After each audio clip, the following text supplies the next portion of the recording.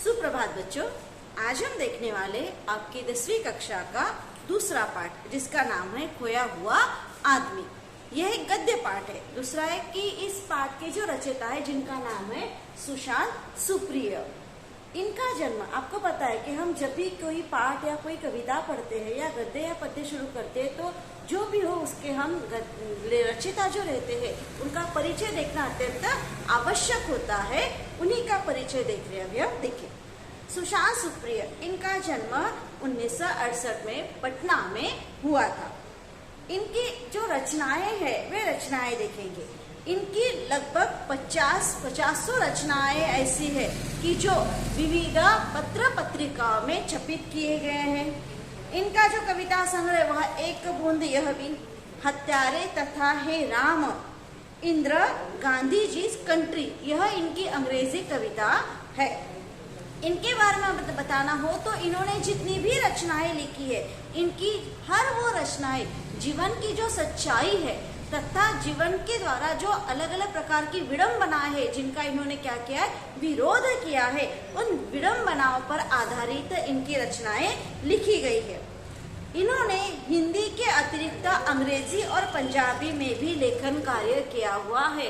इनकी कुछ कविताएं ऐसी है कि जो इन्होंने अंग्रेजी में, हिंदी में है लेकिन उसका अनुवाद इन्होंने अंग्रेजी में भी किया हुआ है। ठीक है, अब देखेंगे हम इस पाठ में क्या दिया है। यह एक वर्णनात्मक पाठ है, वर्णन किया हुआ है, एक व्यक्ति का वर्णन किया है जो समाज से जुड़ा हुआ है। जब वो समाज में आता है तो समाज में आने के बाद उसकी जो नैतिक जिम्मेदारियां रहती है समाज को सुधारने की, अपना कर्तव्य पूरा करने की, वे हर नैतिक जिम्मेदारियां वो पूर्ण करता है। उसी के माध्यम से लेखक ने, इस खोए हुए माध्यम से लेखक ने समाज में हो रहे ऊंच नीच, अमीर गरीबी, जाति पाति आदि जो कुरीतियां है उनके ऊपर इन्होंने प्रकाश डाला हुआ है। इतना ही नहीं तो अच्छे कार्यों से कोई भी आदमी, पशु पक्षी, मानव सबसे आदर प्राप्त कर सकता है। यहाँ लेखक ने अलग अलग प्रकार के उदाहरण देकर समाज में किस प्रकार जीवन व्यतीत करना चाहिए, हमारा समाज के प्रति हमारा आचरण कैसा होना चाहिए तथा अपनी जो ऊर्जा है वह ऊर्जा सकारात्मक कार्यों के लिए ही खर्च करना चाहिए। लोगों के बारे में सोचने से अच्छा है कि समाज का जो कार्य है वो उच्च कार्य कैसा हो, इसी पर हमारी ऊर्जा यह खर्च होनी चाहिए। इस पर अधिकतर मात्रा में प्रकाश डाला गया है। यह हुआ आपका लेखक का परिचय। और दूसरा ये हुआ आपका पाठ कि आपको पाठ में क्या देखना है।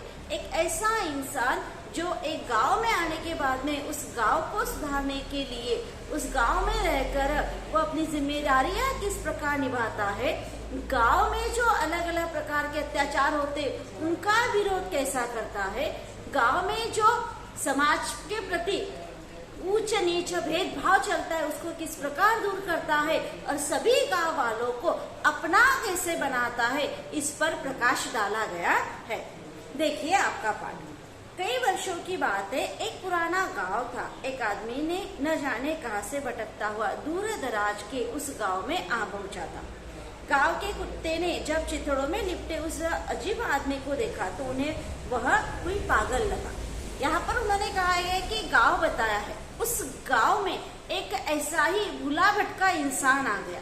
जब वो गांव में आ रहा था तब उसकी अवस्था एक भिखारी की तरह थी, यानी उसके शरीर पर जो कपड़े थे, शरीर ढकने के लिए जो कपड़े थे वो पूरी तरह चिथड़ों में लिपटे हुए थे, पूरी तरह फटे हुए कपड़े थे। उसे देखकर वह एक अजीब सा भिखारी सा अलग सा इंसान लग रहा था। उसे देखकर, आपको भी पता है कि गांव में जब कोई अनजान व्यक्ति आता है या कोई भिखारी आता है या ऐसा कोई व्यक्ति आता है तो गली के कुत्ते भौंकते। उसी प्रकार उस खोए हुए आदमी को आते हुए देख गांव के जो कुत्ते थे वे बेतहाशा भौंकने के, बेतहाशा यानी जोर जोर से,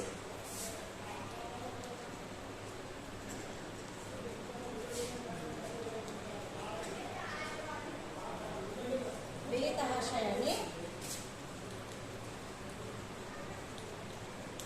जोर जोर से भौंकने लगे। गांव के बच्चे वह भी कहीं गांव के बाहर कोई मैदान था जहाँ पर खेल रहे थे। उस खोए हुए आदमी की अवस्था देखकर वे बच्चे भी जिस प्रकार कुत्ते भौंक रहे थे उसी प्रकार वे बच्चे ऐसे थे कि जो उस इंसान को अत्यधिक मात्रा में चिढ़ा रहे थे, उसे बहुत परेशान कर रहे थे, तंग कर रहे थे। तंग करना, परेशान करना,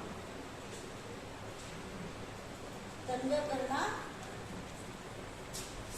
परेशान करना, ये मुहावरा आता है आपको, इसका वाक्य में प्रयोग करना पड़ता है। तंग करना यानी परेशान करना। वे बच्चे भी उस खोए हुए आदमी को बहुत परेशान कर रहे थे।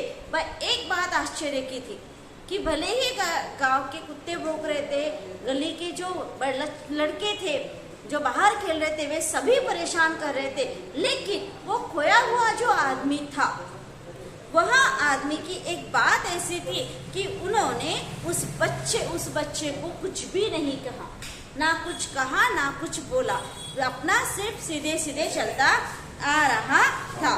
ठीक है। संयोग से किसी भले आदमी ने गांव के बच्चों को उस पर पत्थर फेंकते हुए देखा। उसी वक्त एक योगायोग समझिए कि उस वक्त कोई आदमी गांव के अंदर आ रहा था और उन्होंने उस खोए हुए आदमी को देखा। उस खोए हुए आदमी को ये बच्चे परेशान कर रहे थे। तभी उस खोए हुए आदमी को देखते हुए जब उसने कहा कि उस खोए हुए आदमी को देखते हुए उसके चेहरे पर की जो गरिमा थी, गरिमा यानी गौरव,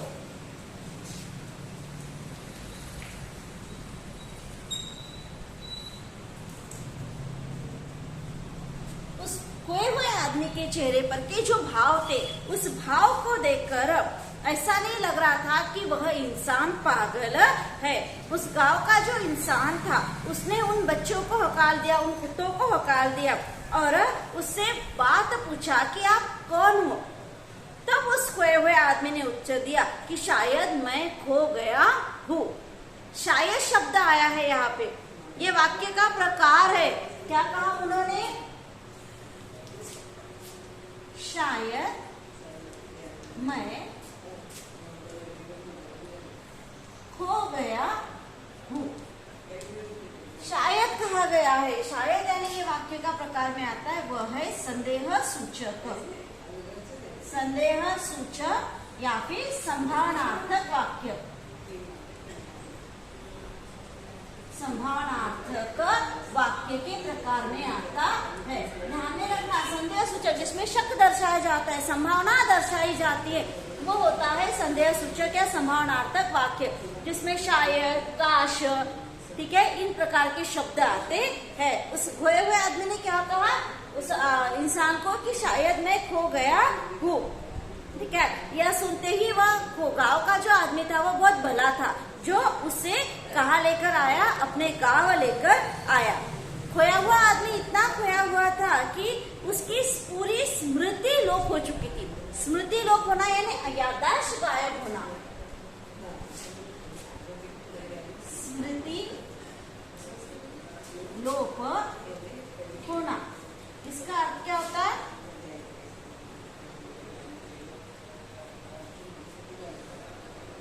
याददाश्त गुम होना। उसकी याददाश्त खो चुका था। याददाश्त खो जाना यानी उसको कुछ भी पता नहीं, ना उसका नाम, ना उसका पता, ना उसके बारे में उसे कुछ भी याद नहीं था। उसके जहन में यानी उसके मस्तिष्क में कुछ भी नहीं था, ना उसको उसका नाम पता था, ना पूरी तरह कुछ भी उसे याद नहीं था। वो पूरी तरह अपने आप में खो चुका था। गांव के लोगों के बारे में हो तो गांव के लोग अधिकतर मात्रा में क्या पूछते? जाति। लेकिन जिसकी याददाश्त गुम हो चुकी थी, जिसको अपना नाम पता नहीं था, कि सच में क्या शायद उसे उसकी अपनी जाति याद आई होगी? नहीं, ना उसको अपनी जाति का पता था, ना धर्म का पता था, ना नाम का पता था, और ना वो कहाँ रहता है इसके बारे में कुछ भी याद नहीं था। लेकिन फिर भी गांव वालों को ऐसा लग रहा था कि मानो वह व्यक्ति क्या है, परिचित है, वह अपना जाना माना लग रहा था।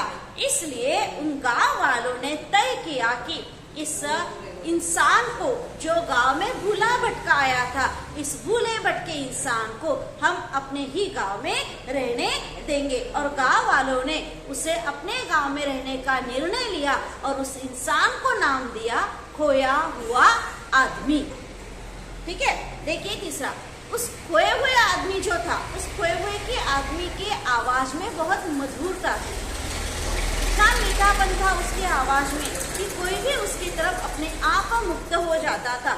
इसकी उसकी आवाज में इतनी मधुरता थी। कभी कभी वह अपनी सुरीली आवाज में कोई पुराने गीत गाता था। उसकी आवाज में मधुरता थी, उसकी आवाज में मिठास इतनी थी कि गांव के सभी लोग उसकी तरफ आकृष्ट हो जाते थे, उसके आवाज में मंत्रमुग्ध हो जाते थे। उन्हीं के उदाहरण यहाँ पे दिए गए, देखिए। जब वो गीत गाता था तब गांव की जो गाय भैंसे उसके गीत स्वर लहरियों में मंत्रमुग्ध होकर ज्यादा दूध देने लगती थी। आपको यहाँ पे अगर याद होगा तो भगवान श्री कृष्ण का रूप आप देख सकते हैं। जैसे भगवान श्री कृष्ण अपनी मुरली बजाते थे, अपनी बांसुरी बजाते थे, तब पूरा गांव क्या हो जाता था, उनकी बांसुरी की धुन में लीन हो जाता था। उसी प्रकार यह खोए हुए आदमी के मधुर गीत में, जो वो पुराने गीत गाता था, मधुर संगीत सुनाता था, तो गांव की जो गाय भैंसे थे वे भी मंत्रमुग्ध होकर ज्यादा दूध देने लगती थी। इतना ही नहीं तो गांव के बच्चे भी उसकी तरफ पीछे चले आते थे। गांव के बड़े बुजुर्ग जो लोग थे वे भी अपने अतीत में खो जाया करते थे, यानी उनका जो भूतकाल था, अतीत यानी भूतकाल, जो उनका भूतकाल था वह उनमें भी खो जाया करते थे, अपने सुंदर अतीत के पलों को याद किया करते थे। गांव में वो जब गांव के लोगों ने पाया कि वह खोया हुआ आदमी वह आया था, तो गांव के फूल और सुंदर लगने लगे थे, गांव की तितलियां ज्यादा मोहक लगने लगी थी तथा गांव के जुगनू भी ज्यादा रोशन हो रहे थे। यहाँ पे तितलियां और जुगनू इन दोनों में अर्थ अलग बताया गया है। तितली यानी गांव की लड़कियां और जुगनू यानी गांव के लड़के, यह दो यहाँ पे अर्थ दिए जाए हैं। ठीक है, गांव के बच्चे भी अब ज्यादा खुश रहने लगे थे, क्योंकि बच्चों को सम्मोहित कर देने वाले कमाल के गीत वो खोया हुआ आदमी गाया करता था। सम्मोहित करना यानी वश में करना।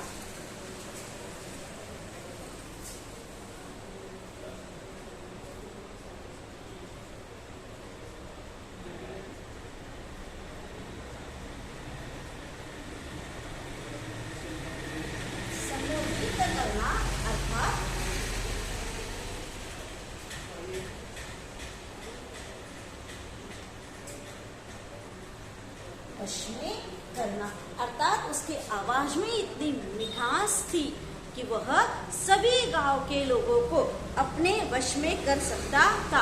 इतना ही नहीं, जो सबसे पहले जब वो गांव में आया तो जो गांव के कुत्ते उसे देखकर भौंकने लगे थे, वही कुत्ते आज उस खोए हुए आदमी के पास बैठे हुए उसे गार्ड ऑफ ऑनर देते हैं, यानी उसे आते हुए देखते हैं या उसके पास जब बैठे तो वह उसे भी सलामी देते हैं।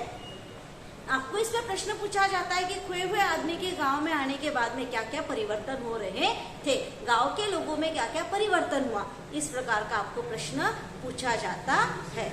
ठीक है, यहाँ पर आपका यहाँ तक आपको समझ में आ गया होगा। इसके अगले वीडियो में हम इसका आगे का पार्ट देखेंगे।